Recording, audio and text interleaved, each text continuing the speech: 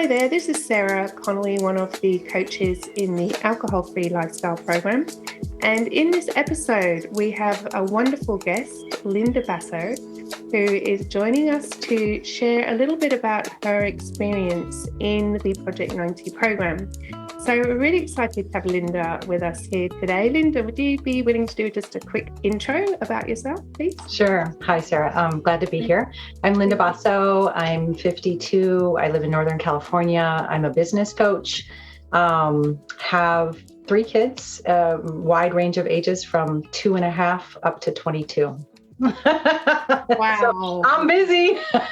You are busy. Gosh. That's crazy. Yeah. That's a lot. 2.5 to 22. And how old is the middle one? 9, almost Yeah. 10. She'll be 10 in a few weeks here. So very different stages of life, getting to do all the parts, but it's fascinating to be an older parent, and things that really stressed me out about the 22-year-old when he was 2. Now the 2-year-old is doing his thing. And I'm like, right. Yeah, but you do that. It's much easier. Yes, it's a totally different experience with, even with the second child, isn't it? Yes. The first child got wrapped in cotton wool for quite a while. And the second child was eating dirt before I could even look about it. And the third one, you hope you don't forget them somewhere. Oh, that's hilarious. Yes, parenting is definitely one of our greatest teachers, I think. Yes. So tell us, Linda, you joined Project 90 back in February of this year. And I wonder if you could tell us what life was like for you before you joined, and what was it that kind of inspired you to make that final commitment? So I was what was considered a socially acceptable drinker, if you will. I mean, in some circles, I would fit the norm of what people drank. 2 or 3 glasses when you were out or whatever. And I grew up in that way, right? So I'm from Michigan, and the Midwest culture is very much surrounded or centered on alcohol, or at least the part that I grew up in was.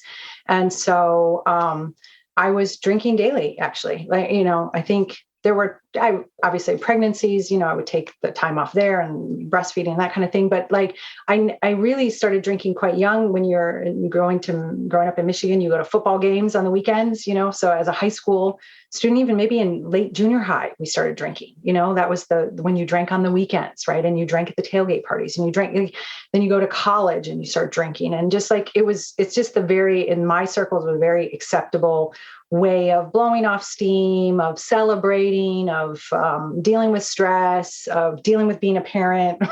What parent doesn't want to be like, my day is done, give me my wine, right? Yeah, totally get that. Yeah. So I mean, on some level, but there was a day, it was a few years ago now, there was a day I walked into my doctor's office, and there was a hanging sign, and it said, the recommended amount of alcohol for men is 2 drinks per day. For women, it's 1 drink per day. So if you exceed this, you can, and it was brief. It wasn't, but it was kind of eye-opening. I think prior to that, it had been 2 drinks for women and, 3 drinks for men or something. But there was a shift in policy. And I saw that sign and I realized, 7 drinks a week, I'm doing 14, right? Because I'm having my 2 glasses of wine every day. And so even though there wasn't, I'm not going to say there weren't repercussions, but there weren't big repercussions.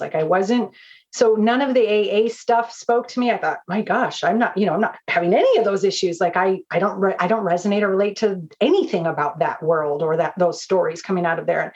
But when I saw that sign, I thought, twice the recommended limit, 2 times, not like a couple drinks over, I'm doing twice. And then so I started thinking about that, and that took me a year or 2 to kind of keep doing that and pondering it and thinking, I really probably ought to reduce. And then I kind of looked around and realized, not all my friends are having 2 glasses of wine every day, right? They're not.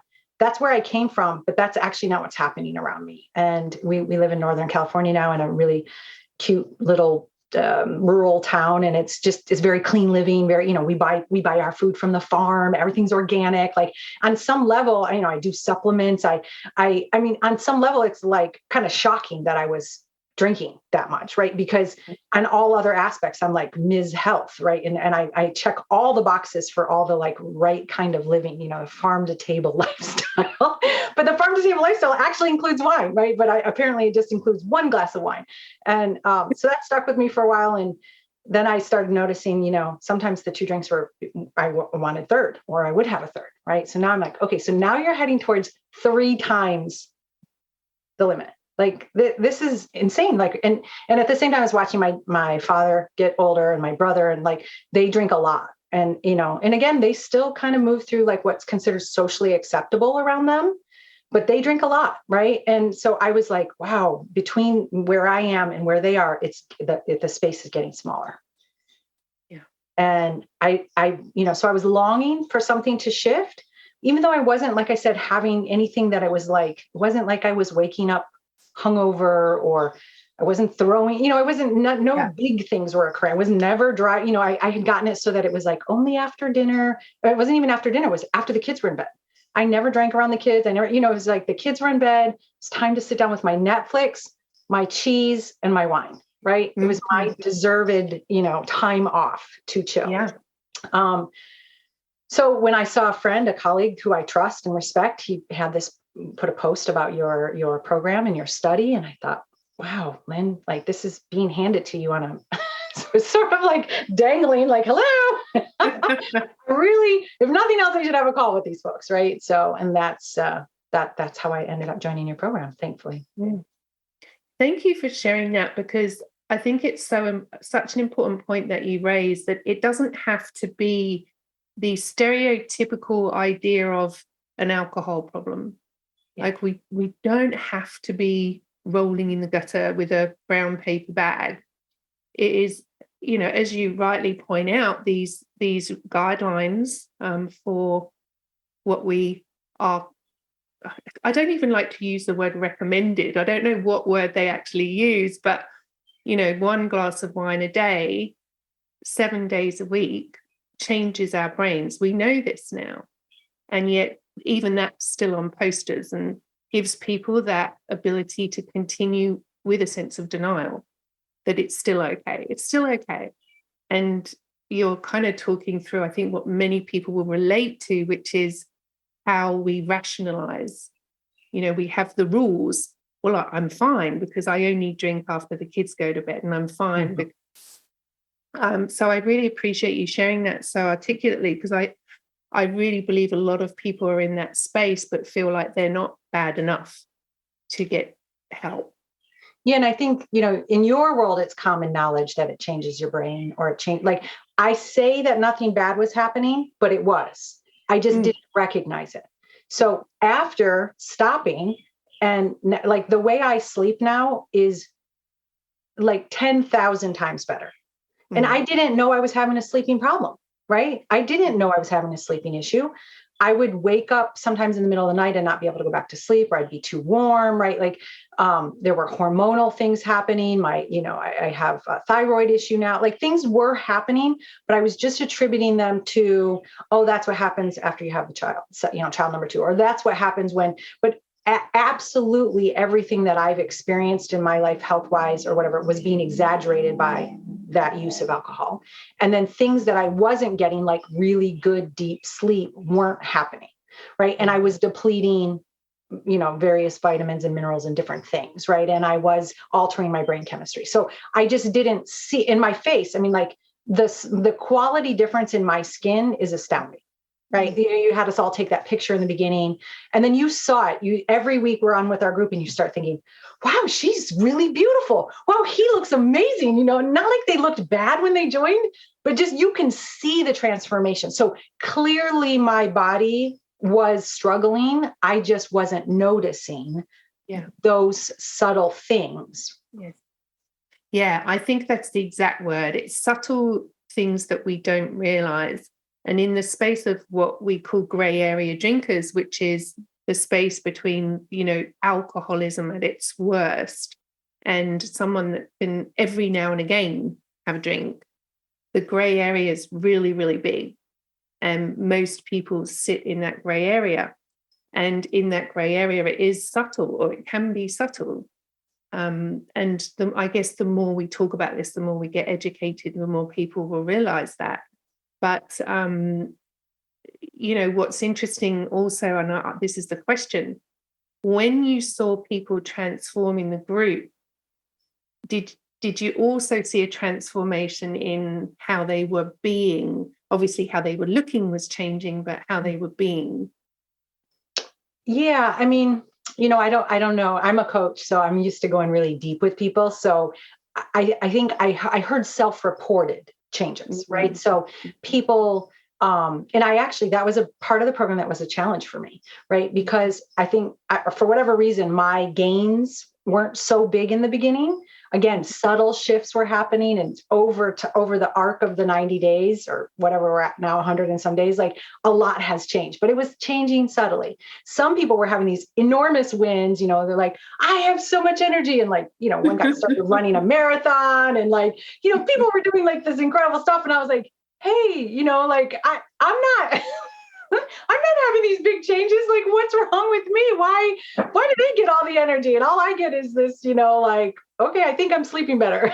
So, yeah, I mean, obviously people were reporting, huge amounts of energy increases. And I think, some parts of the group were the alcohol. I mean, I definitely had a dependent relationship with alcohol, right? So I was in that area. I mean, I had read about it before. I knew my relationship with alcohol, like I was being dictated to by alcohol, but I had kept it in a short enough space that like those hours didn't change. Now I just drink my, I do cherry juice mixed with sparkling water with lime, I mean, but my behavior didn't change in those 2 hours. That's my relaxing time. Other people, if they've been drinking all day, maybe a whole weekend kind, maybe they're day drinking. And so then hours were going by, they gained tons of time back. Yeah. Right. So much so that sometimes they're like, I don't know what to do with myself today. And I thought, gosh, I've never, I wish I had a day I didn't know what to do with myself. I'm busy. That sounds great. But it was stressful for them, So yeah, I did see big changes for folks. Yeah. So when you signed up and joined the program, what was your expectation? Or were you just kind of, I'm just going to see what happens here? Well, my expectation was that I was going to somehow possibly not drink for 90 days, right? Which sounded like a complete, fallacy, like completely not possible. Just, I was like, whatever, this is my best shot at doing it, is what I thought. This is my best shot at doing it. I've never gone 90 days.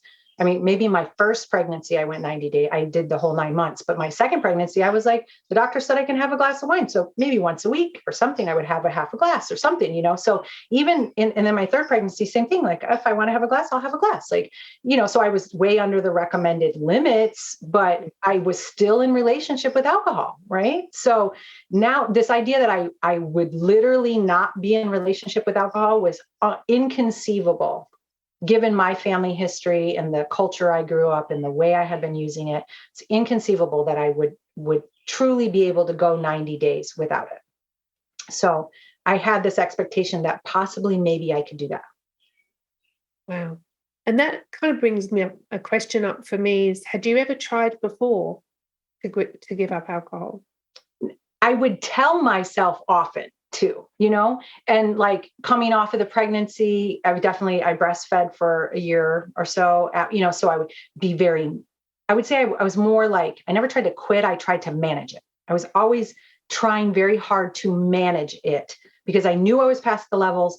I knew it wasn't that great, but I knew it gave me some good things too, or, in my mind, some good things. Like, so I just spent a lot of time trying to manage the whole thing. Yeah. Yeah.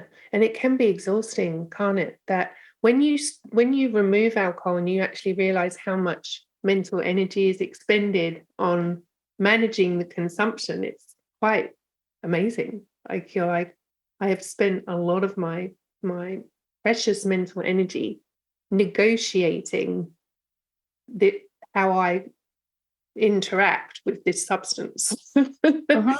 Well, and then you go through the program and you learn, it's on the chart with meth and heroin and cocaine, and and you're looking at the brain changes and you're like, yeah, I don't have any problem saying no to those things, right? Like that's I Yeah. don't have to manage any relationship with heroin. Thank you. Like I'm Yes. just not a thing in my world, right? Yes. So Yeah. it was kind of like eye-opening of like, why would I be managing anything with this substance, right? Like why would Yeah. I do that? Like it's so bizarre that I was actually managing a relationship with this substance. And there it is on the list with these three other things that I just they Yeah. don't play into my world. They and this is the thing, because they hold no value, right? But because alcohol is so, promoted and glorified, and like you say, we grow up and it's everywhere, it holds a lot of value for a lot of people. Mhm. And when we hold something in value, it's really, really hard to remove that. But if someone put heroin in front of me, it has no value for me No. whatsoever. And I feel no trouble not doing it. Whereas if somebody that was addicted to heroin, that product has a massively high value for them Mhm. because of the result that they get from it. And this is, I think, is the really big problem with alcohol, is that we as a society give it value everywhere on the TV, in the movies, in the advertising, in our homes. It's as you mentioned earlier, it's everywhere for a lot of people, which is, I guess, one of the deterrents. So when you say that it was a big part of your family, how did you navigate relationships as you were removing alcohol? How did you navigate relationships with people who were still actively drinking? Yes, luckily I didn't have to. So as I mentioned, we live in rural Northern California, and all of our friends, like I said, they're pretty healthy too. So actually, I was probably drinking the most out of like our whole group. So I didn't, I remember being at a friend's birthday party, and it was an outdoor restaurant, and everybody was, having their one drink or their two drinks or whatever they would have, but nobody even noticed that I wasn't drinking, right? Like, so it just didn't even come up. And I thought, wow, that's so great, because I wasn't sure I could do the James version of like, hey, no, well, just carry on. It's fun. Like I don't think I could have quite that reaction to it, or I wasn't confident of my ability to do that. So for me, it was great to I just didn't order it, right? I just didn't order it. Nobody commented on it. I just drank my fizzy water and on we went. I did have a weekend where my dad came. It was near the end of the program. So that was lucky for me that by then it wasn't a problem for me not to drink. Yeah. But I did like, so I made a conscious choice actually. And I think I remember sharing this in the group that it's such a big part of his world, and it's such a coping mechanism for him. And it's not my place to, like, I would never want to bring up uncomfortable. It's not my job to point out to him anything, right? Like, just to care about him and care about our relationship. And I understand, I've done enough. I have had to do so much self-growth and trauma healing work in this time in order not to drink, that I get why he drinks, right? I know his story. I know why he's drinking. He's actually, and all things considered, he's managing amazingly well. So that I just didn't confront it. I just didn't anything, right? Like I just left it alone. And I still had and I still do. I really enjoy wine glasses, right? So I have these Rydell glasses. They have a really thin edge. I like them. So I have my cherry juice with my sparkling water in a wine glass. I did that before he came, and I did it when he was here, but I just did that in the kitchen. And then I had my glass of like red stuff too, right? Or I could do sparkling apple juice with sparkling water, and that looks like Chardonnay, right? I just decided to avoid the conversation with them, because they're doing their thing, and they're actually, they're enjoying their life, and they're dealing the best they can with whatever happened to them. And it's not my place to do anything about that. So I just avoided the whole thing, honestly. Yeah, but I think that it was avoided consciously, as Mhm. opposed to, it Yeah. was a conscious decision based on your beliefs and the feelings that you have for your parents. And I think that's also a really important point, is that we're not here to change everybody. We're just here to focus on ourselves and to, become the version of ourselves that we're most proud and comfortable with, Mhm. and not to try and evangelize to others, because, as you say, everybody has a purpose for using the substance, any substance, drugs or alcohol, um, to potentially deal with some really, really difficult stuff. Yeah, or workaholism, or, it doesn't have to be a substance. But when you were saying we hold value, I don't find alcohol valuable, but the benefits or the state it put me in was valuable to me at that time, right? So whatever we do to cope, denial, avoiding certain relationships, needing people too much, working too hard, giving too much, we have all kinds of behaviors that at the core, they are trying to meet a need that we have. Absolutely. And those needs have to be met one way or another, right? Yeah. And if we're using, what we call a low quality way of meeting the need is still being met. And the journey is to find a high quality, or at least a neutral way of meeting a fundamental human need. And I could talk about this all day, but James Swanwick here. Just a quick interruption to share some of the results that folks have been getting inside of our 90-day stop drinking process as it relates to profession, career, and wealth creation. This is Jeff Salzburn from Minnesota, who says, I did an additional deal this month. This is Gaetano from Massachusetts. I've increased revenue. Susie Vaughan says, I've generated 20% more leads. Joe Worley from Michigan says, I got a promotion. Tim Steele from Pennsylvania says, I've generated more clients and income. And Russell from Australia says, I've saved thousands. So if progressing in your career, profession, business, growing your wealth is a motivation for you to stop drinking, then I invite you to go to alcoholfreelifestyle.com/Project 90. Check out the details about Project 90 and how we may be able to support you to stop drinking for at least 90 days through our process and really drive your professional life. Okay, back to the show. So my next question is, when you were in the program, briefly, what was your experience like when you joined and you met the other people in the program?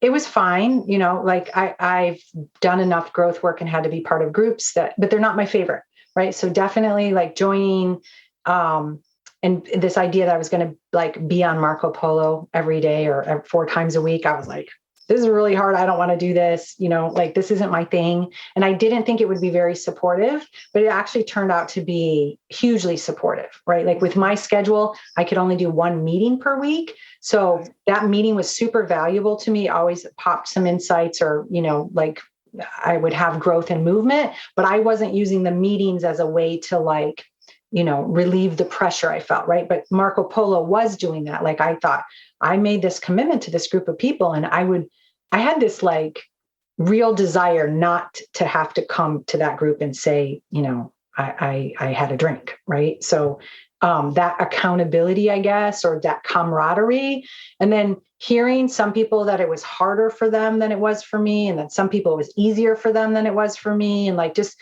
having this range of experiences was super normalizing, super, and we emerged with a core group of people who's still in touch, right? We have a call scheduled this Thursday, right? So, it's a group of people they really care about each other. And I definitely saw relationships developing in the group, people saying, I love you guys. I don't even know, I've never even met you, but I really feel close to this group. And that's really sweet.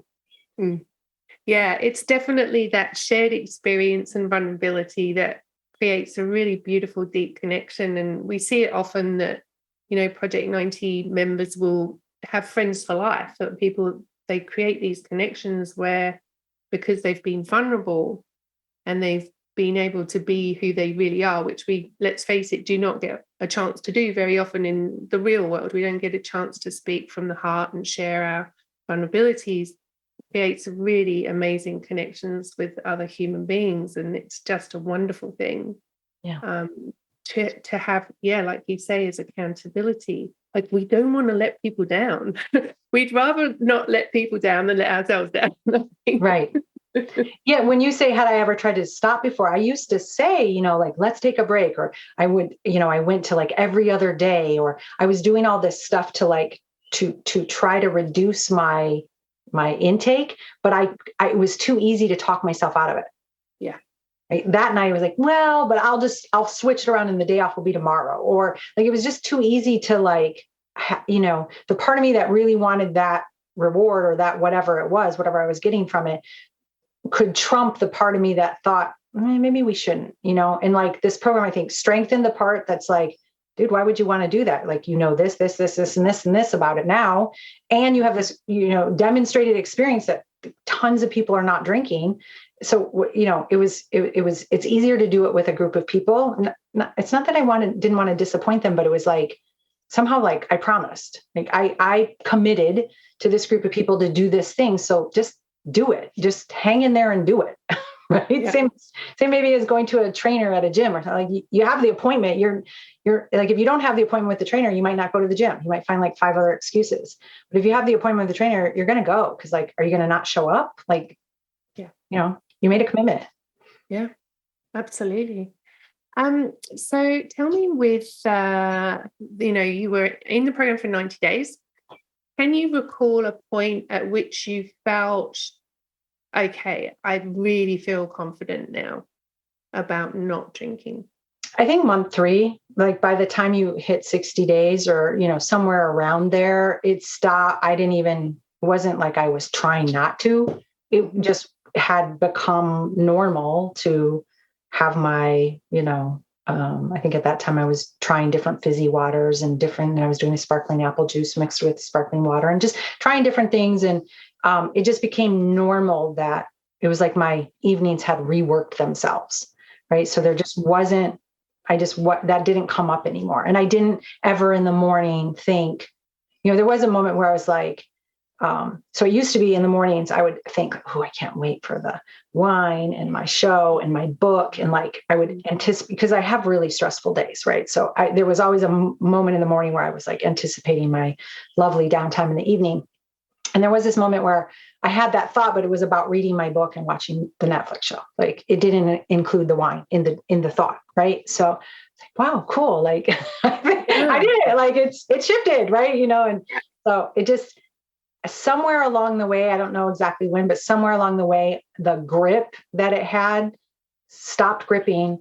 And I just don't have that relationship anymore, right? Like that went away and in its place is nothing. Like it's not like a replacement. It's not like, can't wait to have that cherry juice. And like, that doesn't have a whole lot, Yeah. It just isn't there. There is no grip. There's nothing gripping me about alcohol. You're not going to run out at midnight to get cherry juice. No. So with the program, obviously there's the group, there's the Marco Polo, there's the cause. What, if you can, say 1 or 2 things that you feel made the most difference to you? Whether it was a new habit or a new way of thinking. Yeah, I don't know that there was a most, right? Like, I think like most of life, there's just a ton of small variables that when you put them all together are very powerful. And it's kind of good because if any one of them fell away, you'd probably still make it, getting the education about the science and what was happening. And that was super crucial, right? That like turned on the intellect part of this discovery.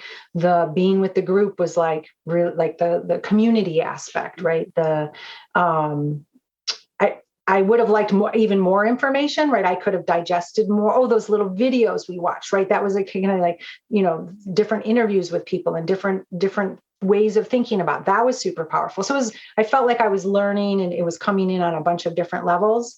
And then I was also doing, like I mentioned, some really deep trauma healing work and personal growth work. So I was kind of also, shoveling out old triggers and taking away those underlying reasons. I probably would have kept drinking even if I'd done that work because it was just habitual. But at some point I wouldn't have needed to drink to cover those up anymore. Right. So this was kind of happening at the same time. Like I wasn't drinking, that wasn't part of it. And I was removing the underlying stuff that was there that sort of caused the drinking in the first place. So I was, like when my dad was here, I didn't get triggered once by his behavior or any old family dynamic, right? Like, cause I had just been shoveling that for the last 2 months before he got there. Right. So I think just, so all of that added together was super important. So if, I think it's a good thing to point out that it doesn't matter where you start with any one of those things, right? Like, don't wait for your one thing.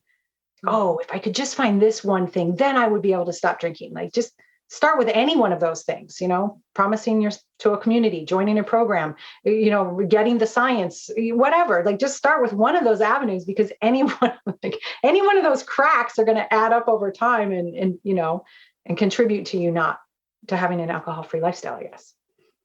Yeah, I think that's really great advice, because there's so much out there now. There's so much information, and you can get overwhelmed. And when we get overwhelmed, we get very good at making excuses not to do things.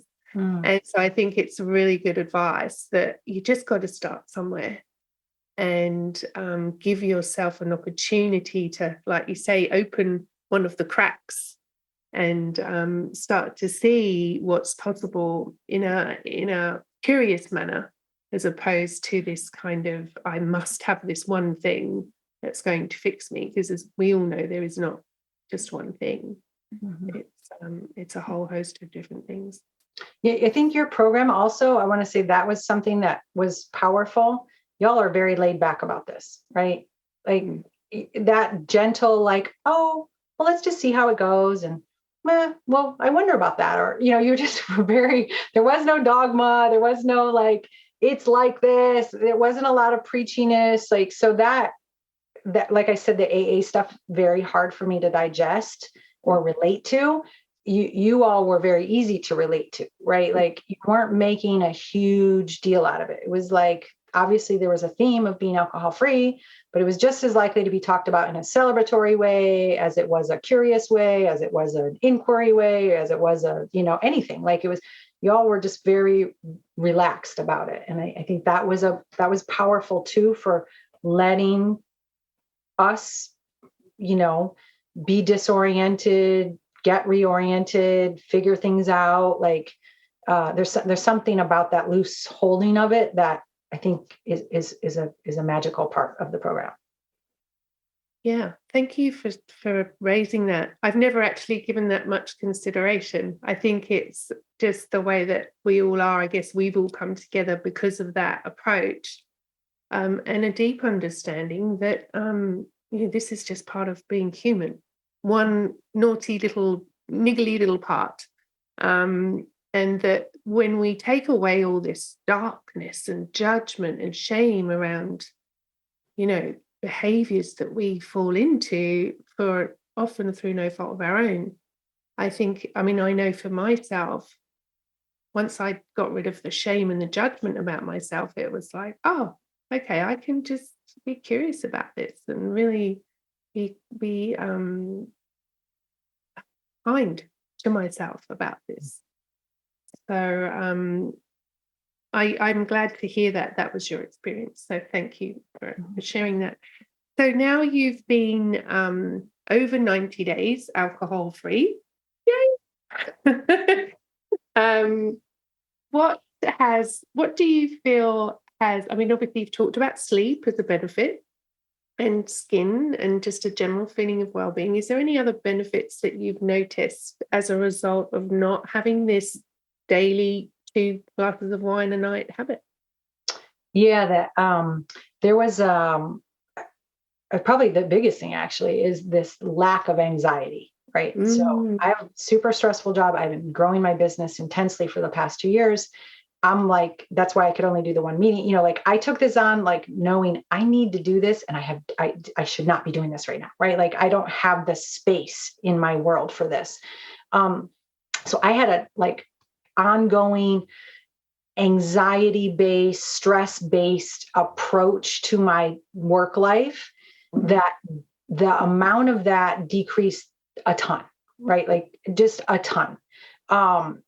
I still have the same, and actually now it's starting to nod, and some staff are coming on board. So some things are starting to blossom in a way, but I was very much in our time together, still, hoeing the ground and planting, like doing all the things and frustrated often. But it went from being like that constant anxiety, like this isn't going to work. Oh my God, things are going to fall apart. Like the kind of catastrophizing that can happen, which then of course makes you really need that glass of wine. Like, it's like a fulfilling vicious cycle, I guess, right? That conversation went away.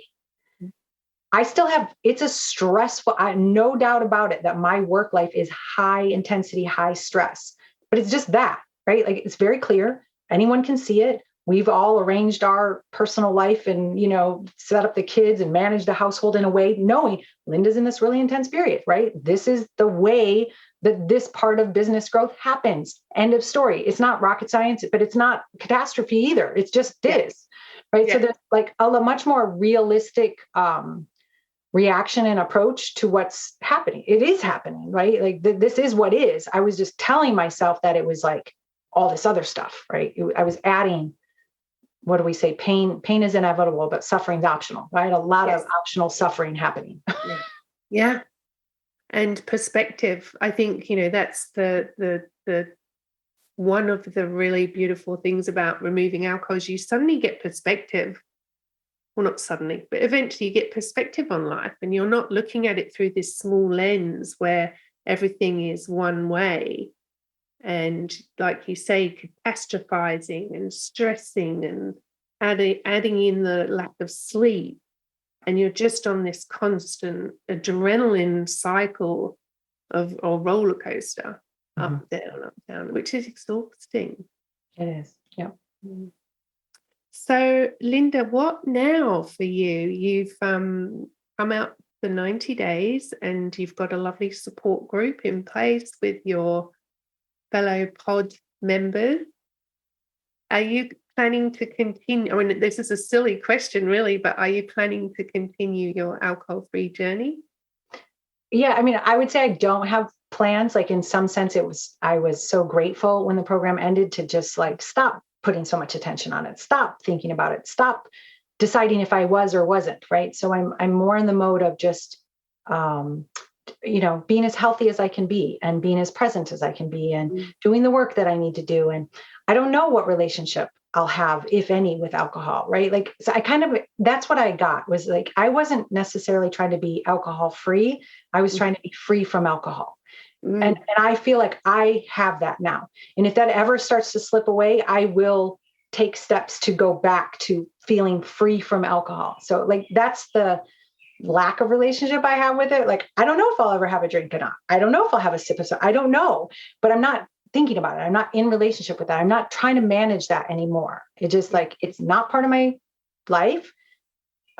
We'll see, I don't know. I don't know. It's like, that's like answering a question about many things in your life. It's kind of like, I don't know. I don't know what would happen if that, so in my case, I needed to just like take a break from that intensity around it and just be in the like, congrats, let's celebrate where we are, enjoy this. And then, I'm guessing that'll just keep going. I don't have a relationship with it anymore.